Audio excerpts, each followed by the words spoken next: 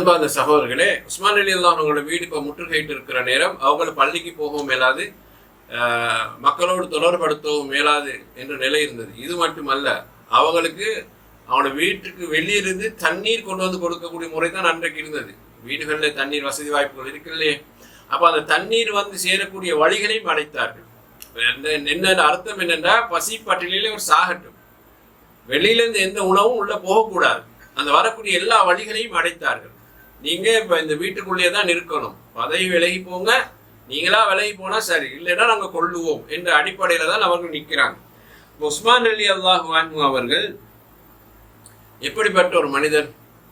அவருக்கு இப்ப தண்ணீர் கிடைக்கிறது இல்லை, அவருக்கு குடிக்கிறது தண்ணீர் கிடைக்கக்கூடிய வழி இல்லாம அடைச்சிட்டாங்க. அப்ப உஸ்மான் ரலியல்லாஹு அவர்கள் மதீனாவுக்கு வந்த ஆரம்ப காலத்தில் இருந்த ஹிஜ்ரத் ரசூல் ஸல்லல்லாஹு அலைஹி வஸல்லம் அவர்கள் மதீனாவுக்கு வந்த அந்த ஹிஜ்ரத்துடைய ஆரம்ப காலத்துல முஸ்லீம்களுக்கு தண்ணீர் பற்றாக்குறை இருந்தது. போதுமான கிணறு வசதி இருக்கல, போதுமான தண்ணீர் வசதி இருக்கல. ஆங்காங்க ஒரு இரு சாரார்களிடத்துல மட்டும்தான் கிணறு இருந்தது. அங்கிருந்தா தண்ணீர் அள்ளி கொண்டு வருவாங்க. அப்போ ஒரு கட்டத்துல வந்து ஒரு யூதன் இடத்துல ஒரு கிணறு இருந்தது. அந்த கிணத்துல இருந்து மக்கள் பயன்படுவதற்கு அவன் தடை விதிச்சான், நீங்க வந்து அப்படி எல்லாரும் தண்ணி எடுக்கலான்னு. அதுக்கு பிறகு அவன் என்ன செய்தான்னு சொன்னா, இந்த கிணறை நான் விற்கிறேன், விரும்பினவங்க வாங்கிக்கோங்க என்று சொன்னான். அப்போ ரசூல் ஸல்லல்லாஹு அலைஹி வஸல்லம் அவர்கள் மக்களுக்கு சொல்றாங்க, யார் இந்த கிணறை வாங்கி அது மக்களுக்கு அன்பளிப்பு செய்கிறாரோ, அதை பொது பாவனைக்காக விட்டுறாரோ, அவருக்கு அல்லாஹ் கூலி கிடைக்கும், சோனு கிடைக்கும் என்று சொன்ன போது உஸ்மான் ரலியல்லாஹு அன்ஹு தன்னுடைய பொருளாதாரத்திலிருந்து அந்த யூதன் அவன் கேட்கக்கூடிய தொகையை கொடுத்து அந்த கிணற்றை மக்களுடைய பாவனைக்காக விட்டார்கள். இப்போ மக்கள் எல்லோரும் அதிலிருந்து தண்ணீரை பயன்படுத்தக்கூடிய நிலைக்கு மாறினார்கள். ஆனால் இன்றைக்கு உஸ்மான் ரலியல்லாஹு நிலை என்ன? அவருக்கே தண்ணீர் கிடைக்காத ஒரு நிலை. அவர் தண்ணீர் குடிக்க கூடாது, தண்ணீர் இல்லாமல் தாகத்தோடு அவர் இருக்கணும், அவரும் அவருடைய குடும்பத்தாரும் சாகணும் என்ற அளவுக்கு இந்த கிளர்ச்சியாளர்கள் மிகப்பெரிய ஒரு அநியாயத்தை செய்தார்கள். அதுபோல இரண்டாவது பாருங்க, ரசூல் ஸல்லல்லாஹு அலைஹி வஸல்லம் காலத்துல மஸ்ஜித் நபவியுடைய விரிவாக்கம் நாளுக்கு நாள் மக்கள் அதிகரிக்கிற போது விரிவாக்கம் செய்யணுமே. சின்ன மஸ்ஜித் நாளுக்கு நாள் மக்கள் அதிகரிக்கும் போது அது பெருசுபடுத்தணும், விரிவாக்கம் செய்யணும். அப்போவும் ரசூல் ஸல்லல்லாஹு அலைஹி வஸல்லம் சொன்னார்கள், இந்த மஸ்ஜிதை விரிவுபடுத்துவதற்கு அல்லாஹ்விடத்தில் கூலி கிடைக்கும். உஸ்மான் ரலியல்லாஹு மறுபடியும் முன் வந்தார்கள், அந்த மஸ்ஜிதை நான் விரிவுபடுத்துவதற்கான வழியை செய்கிறேன் சொல்லி அவங்களோட பொருளாதாரத்தின் மூலமாக மஸ்ஜிதை விரிவுபடுத்தக்கூடிய மக்கள் எல்லோரும் வந்து ஒரு ஜமாத்தோடு ஒரே நேரத்தில் தொழக்கூடிய அளவுக்கு அந்த மஸ்ஜிதை அவங்களோட காலத்துக்கு ஏற்ற மாதிரி விரிவுபடுத்தினாங்க. ஆனால் இன்றைக்கு அதே உஸ்மான் ரலியல்லாஹு அன்ஹு அவர்களுக்கு அந்த மஸ்ஜிது நபவிக்குள்ளே போக முடியாத அளவுக்கு இந்த கிளர்ச்சி கூட்டம் தடை செய்து மிகப்பெரிய ஒரு அநியாயத்தை செய்தார்கள். அதற்கு பிறகு நீங்க பாருங்க, ரசூல் ஸல்லல்லாஹு அலைஹி வஸல்லம் அவர்கள் தபூக் என்ற யுத்தத்துக்கு புறப்படுவதற்கு தயாரானார்கள். அப்போ அது வந்து கடுமையான ஒரு காலகட்டம்.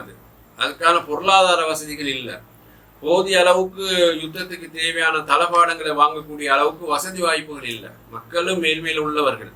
ஆனால் இந்த போர் எதிரிகள் அவங்க மீது திணிச்ச போது இந்த போரை சந்திக்க வேண்டிய நிலை ஏற்பட்டது. அப்போ ரசூல் ஸல்லல்லாஹு அலைஹி வஸல்லம் சொன்னார்கள், யார் இந்த படைக்கான தயாரிப்புகளை செய்து தருகிறாரோ அவருக்கு அல்லாஹ்விடத்தில் சொர்க்கம் உண்டு என்று நன்மாராயம் சொன்ன போதும் உஸ்மான் ரலியல்லாஹு அன்ஹு அவர்கள் அந்த படைக்கு தேவையான வசதி வாய்ப்புகளை செய்து கொடுத்து அந்த படையெடுப்புக்கான முழுமையான ஆதரவையும் ஒத்துழைப்பையும் அவங்க சொந்த பணத்திலிருந்து செய்தாங்க. இவ்வளவு பெரிய ஒரு தியாகத்தை செய்து இந்த முஸ்லீம் சமுதாயம் வளர்வதற்கும் இஸ்லாம் வளர்ந்து நிலை நிற்பதற்கும் அவர்கள் செய்த அந்த நிலைக்கு இன்றைக்கு கிளர்ச்சியாளர்கள் என்ன செய்தார்கள்?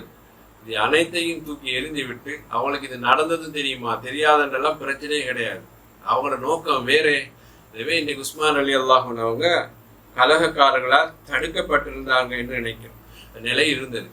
இவங்களுக்கு தண்ணீர் போவதற்கான வசதி இல்லை, தண்ணீர் குடிக்கிறதுக்கான வாய்ப்பு இல்லை என்ற நிலை இருந்த போது பனு ஹாஷிம் கோத்திரத்தார்களும் பனு உமையா கோத்திரத்தாரில் உள்ள அடிமைகளை அவங்க பயன்படுத்தி என்ன செய்தாங்க? யார்? பனு ஹாஷிம் கோத்திரத்தார் அவங்களிடத்துல அடிமைகளை பயன்படுத்தி அவங்கள்ட்ட தண்ணீரை கொடுத்து இதை கொண்டு போய் உஸ்மான் ரலியல்லாஹு அன்ஹு அவங்க வீட்டுக்கு சேர்த்துடுங்கன்றாங்க. அதே மாதிரி பனு ஹாஷிம் அவங்களுக்கு வந்து பனு உமையா பனு ஹாஷிம் அவங்களோட அடிமைகளை தயார்படுத்தி தண்ணீர்களை தயார் பண்ணி இதை கொண்டு போய் உஸ்மான் ரலியல்லாஹு வீட்டில் எப்படியா சேருங்கன்றாங்க. ஆனால் அவங்க தண்ணீர் எடுத்து வருகிற போது கூட கிளர்ச்சியாளர்கள் தண்ணீர் வீட்டுக்குள் போகக்கூடாது என்ற அடிப்படையில் அவர்களையும் தடுத்து நிறுத்தினார்கள் என்ற நிலையை நாங்கள் பார்க்கலாம். இந்த அளவு ஒரு கொடுமையான ஒரு மனப்பான்மையோடு தான் அந்த கிளர்ச்சி கூட்டம் தொடர்ந்து ஈடுபட்டது என்பதை நாங்கள் புரிந்து கொள்ள வேண்டும்.